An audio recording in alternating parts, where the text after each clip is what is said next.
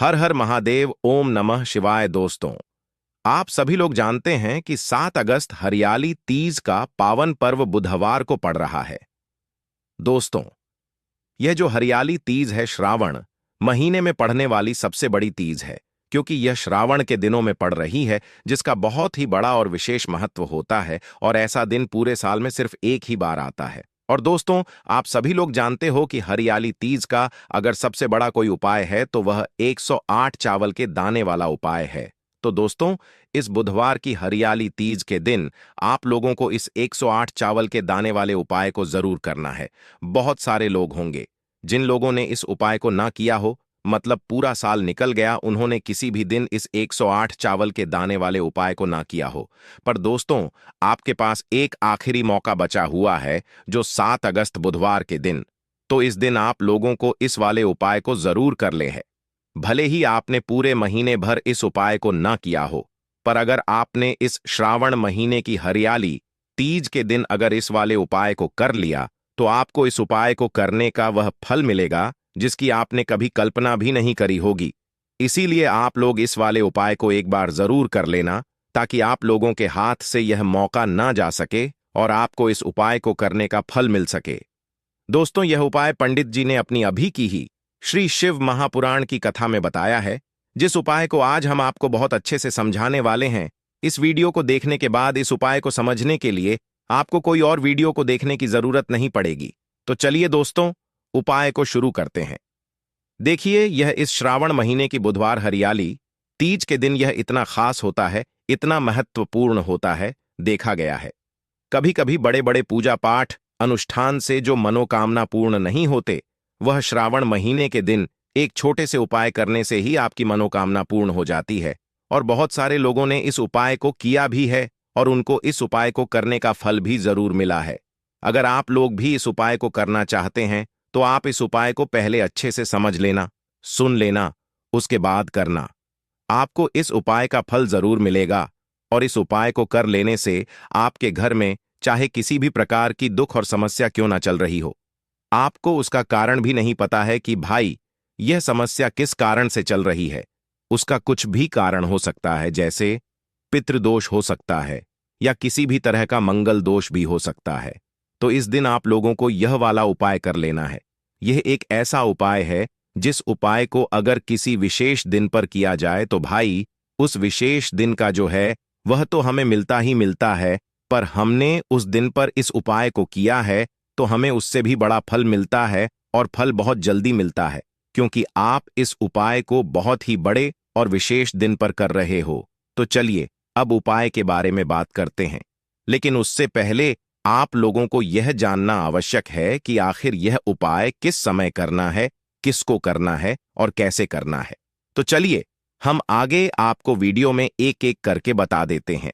लेकिन उससे पहले अगर आप लोग हमारे चैनल पर पहली बार आए हैं या फिर मेरी आवाज पहली बार सुन रहे हैं, तो हमारे चैनल को सब्सक्राइब जरूर कर लेना और इस वीडियो को लाइक करके कमेंट बॉक्स में श्री शिवाय नमस्तुभ्यम, ओम नम शिवाय जरूर टाइप कर देना। तो दोस्तों, इस 108 चावल के दाने वाले उपाय को हमें इस हरियाली तीज के दिन कैसे करना है, किसको करना है, किस समय करना है और कहां पर करना है, ये सारे सवालों के जवाब आपको इस वीडियो में मिल जाएंगे। और जो ये वीडियो देखेगा भाई, उसको 108 चावल के दाने वाला उपाय जरूर करना चाहिए, क्योंकि इस दिन एक चावल के दाने का भी बहुत ही बड़ा और विशेष महत्व होता है। और जब बात आ जाए 108 चावल के दाने की, तो यह सोने पर सुहागा वाली बात हो जाती है। और यह एक बहुत ही बड़ा उपाय हो जाता है इस बुधवार हरियाली तीज का। तो अब दोस्तों, इस 108 चावल के दाने वाले उपाय को आखिर करना किसको है, सबसे पहले हम लोग वह बात जान लेते हैं। तो देखो, घर की जो बड़ी माताएं बहनें होती हैं, उन माताओं बहनों में से कोई भी एक बड़ी माता बहन इस वाले उपाय को कर सकती है। और दोस्तों, अगर आप चाहें तो अपने घर में से सभी सदस्यों को भी इस उपाय को करवा सकते हैं। अगर किसी व्यक्ति की खुद की कोई मनोकामना है, खुद की कोई दुख और परेशानी है जो कि वह अपने लिए ही करना चाहता है, इस वाले उपाय को तो वह खुद अपने लिए भी कर सकता है। बाकी अगर कोई घर में से ऐसा है जो कि अपने पूरे घर परिवार की सुख और शांति के लिए यह वाला उपाय करना चाहता है, तो भाई वह भी कर सकता है, उसमें भी कोई दिक्कत वाली बात नहीं है। कहने का मतलब यह है कि इस उपाय को हर एक सदस्य भी कर सकता है और पूरे घर परिवार के सदस्य के लिए घर की बड़ी माताओं बहनों में से कोई एक माता बहन भी कर सकती है। माताएं बहनें अगर घर में उपस्थित ना हो या वह यह वाला उपाय ना कर पा रही हो, तो फिर घर का कोई बड़ा सदस्य भी इस 108 चावल के दाने वाले उपाय को कर सकता है, चाहे फिर वह पुरुष ही क्यों ना हो। उसमें कोई भी दिक्कत वाली बात नहीं है। अब दोस्तों, इस 108 चावल के दाने वाले उपाय को हमें करना कहां पर है? हमें इसे शिव जी के मंदिर में जाकर करना है। बहुत सारे लोग प्रश्न करते हैं, हर एक उपाय को करते समय क्या हम इस उपाय को घर पर कर सकते हैं? तो इस वाले उपाय को आप घर पर नहीं कर सकते हो। इस वाले उपाय को करने के लिए आपको शिव जी के मंदिर ही जाना पड़ रहेगा। उसके बाद में दोस्तों, जो अगला प्रश्न निकल कर आता है वह यह आता है इस उपाय को लेकर कि आखिर इस उपाय को हमें किस समय करना है, सुबह के समय करना है कि शाम के समय करना है? तो देखो, इस वाले उपाय को आप लोग सुबह के समय भी कर सकते हो और शाम के समय प्रदोष काल में भी कर सकते हो। अब अगर आप पूछो कि भाई सबसे उत्तम समय कौन सा रहेगा इस 108 चावल के दाने वाले उपाय को करने का, तो हम आपसे बस यही कहेंगे कि इस उपाय को आप सुबह के समय करेंगे तो ज्यादा बेहतर होगा। बाकी अगर प्रदोष काल शाम के समय भी करेंगे तो भी अच्छा होगा, उसमें कोई भी दिक्कत वाली बात नहीं है। तो अब दोस्तों, जो अगली सबसे बड़ी और महत्वपूर्ण बात आती है वह यह आती है कि सुबह अगर हम उपाय को करेंगे तो हमें कितने बजे से लेकर कितने बजे तक के बीच में करना है, और शाम के समय प्रदोष काल में करेंगे तो हमें कितने बजे से लेकर कितने बजे के बीच में करना है। तो देखो, सुबह जितनी जल्दी हो सके आप उपाय को करने की कोशिश करना। बाकी अगर किसी कारणवश लेट भी हो जाओ, थोड़ी देर भी हो जाए, तो 10 या 11 बजे तक भी आप उपाय कर लेना, पर 12 बजे से ज्यादा देरी ना हो, ठीक है? इस बात का ध्यान रखना। उसके बाद में दोस्तों, अगर शाम के समय प्रदोष काल की बात करें, प्रदोष काल का जो समय होता है वह शाम के 6 बजे से शुरू हो जाता है। मतलब शाम के 6 बजे से लेकर 700 बजे के बीच का जो समय होता है, ये समय प्रदोष काल का समय होता है। पर अभी जो मौसम चल रहा है, इस मौसम में जो है शाम बहुत देरी से होती है, तो आप इस उपाय को 7 या 8 बजे के बीच में भी कर सकते हो। मतलब शाम के 6 बजे से रात 8 बजे के बीच में आप कभी भी इस वाले उपाय को कर सकते हो, उसमें कोई भी दिक्कत वाली बात नहीं है। अब दोस्तों, यहां पर इस उपाय को लेकर एक और सबसे बड़ी बात यह निकल कर आती है कि इस 108 चावल के दानों को हमें लेना कहां से होता है, और हमें इस उपाय को करने के साथ में क्या और कुछ भी सामग्री ऐसी होती है जो शिव जी के मंदिर लेकर जानी पड़ी रहती है। तो देखो, यहां पर हम आपको बता दें। सबसे पहले आप लोग यह जान लो कि यह जो 108 चावल के दाने वाला उपाय है, सिर्फ और सिर्फ आप उपाय की सामग्री लेकर कभी भी शिव जी के मंदिर मत जाना, क्योंकि हमें भगवान के सामने यह नहीं दर्शा है कि अगर हम भगवान शिव जी के मंदिर आए हैं तो अपने फायदे के लिए आए हैं। तो इसीलिए जो भी पूजन सामग्री है, उपाय सामग्री है, 108 चावल के दाने, इसके साथ में आपको पूजन सामग्री भी जरूर लेकर जाना है। देखो, अगर सुबह के समय उपाय कर रहे हो तो सीधी सी बात है, एक लोटा जल तो आप लेकर जाओगे ही जाओगे। वही एक लोटा जल अगर मिट्टी का जल हो तो बहुत अच्छा रहेगा। मिट्टी का जल कैसे बनाया जाता है, इसके लिए हमने पहले से बहुत सारी वीडियोस बना दी है। आपके पास इस दिन एक आखिरी मौका रहेगा मिट्टी का जल शिवजी पर चढ़ाने का और उपाय को करने का। बहुत बड़ा आपको इस दिन फल मिलेगा।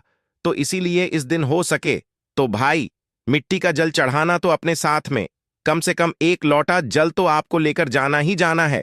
अगर मिट्टी का जल नहीं है तो घर का जल भी आप इस्तेमाल कर सकते हो। इसके अलावा जो भी पूजन सामग्री है, देखो 11 चावल के दाने यह अलग आपके रहेंगे, और जो आपकी पूजन सामग्री रहेगी वह अलग रहेगी।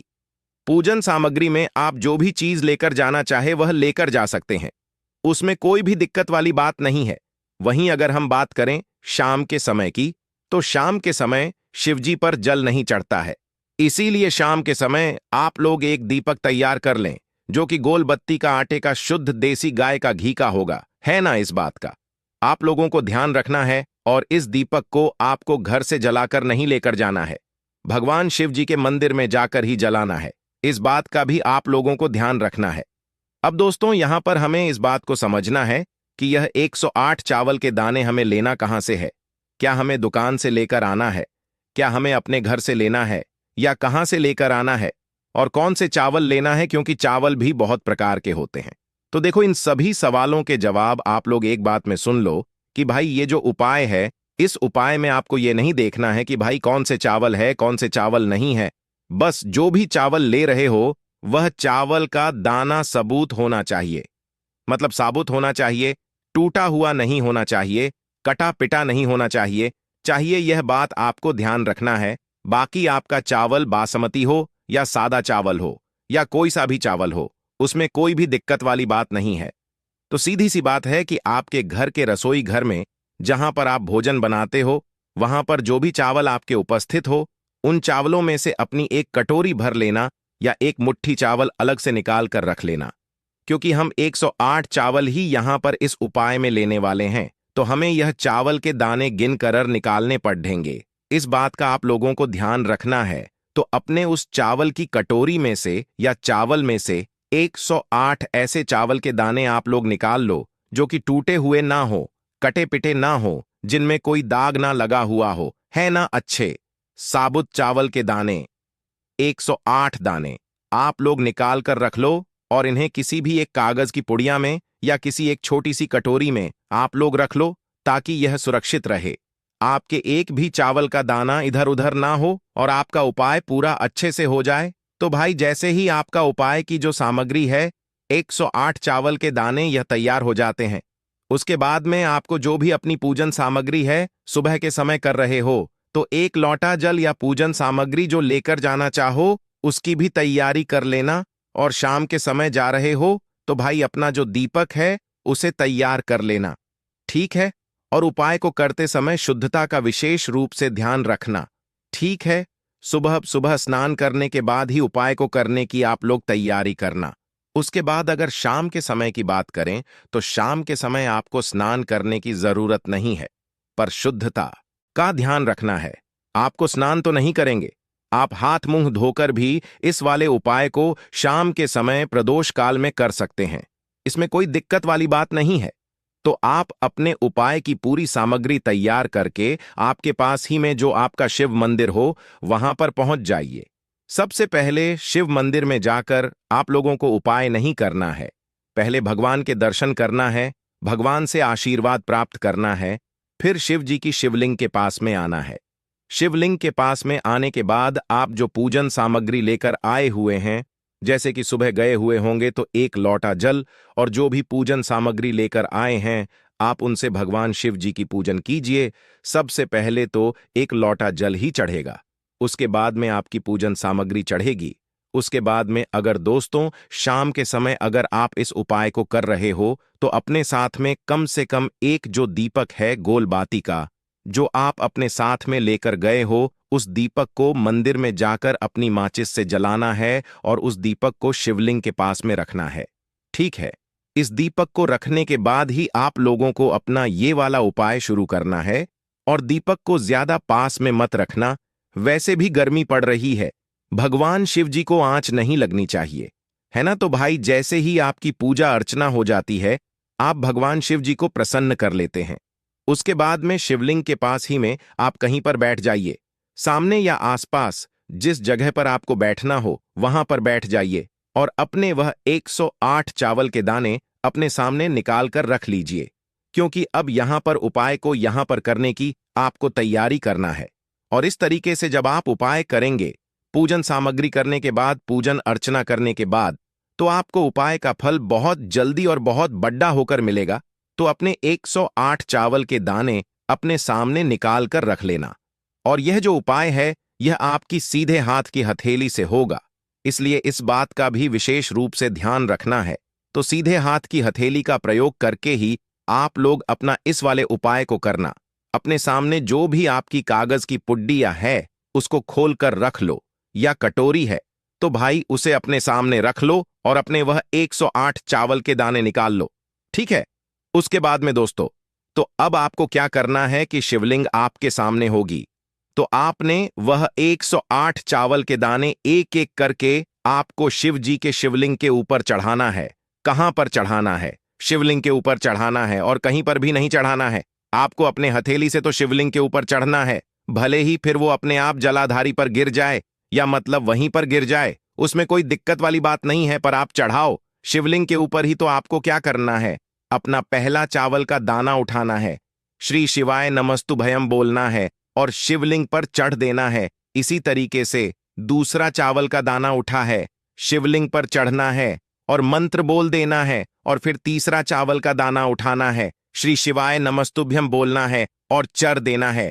इसी प्रकार से आपको पूरे 108 चावल के दाने एक एक करके शिव जी के शिवलिंग के ऊपर चढ़ाना है और भगवान से प्रार्थना करते जाना है। मतलब प्रार्थना तो आपको आखिरी में करना है, पर हर एक चावल के दाने को चढ़ाते समय श्री शिवाय नमस्तुभ्यम जरूर बोलना है।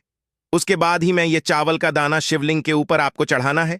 जैसे ही आपके 108 चावल के दाने शिवलिंग के ऊपर 4 हैंच जाते हैं, तो भाई उसके बाद में आपको क्या करना है, भगवान से अपनी मनोकामना बोलना है।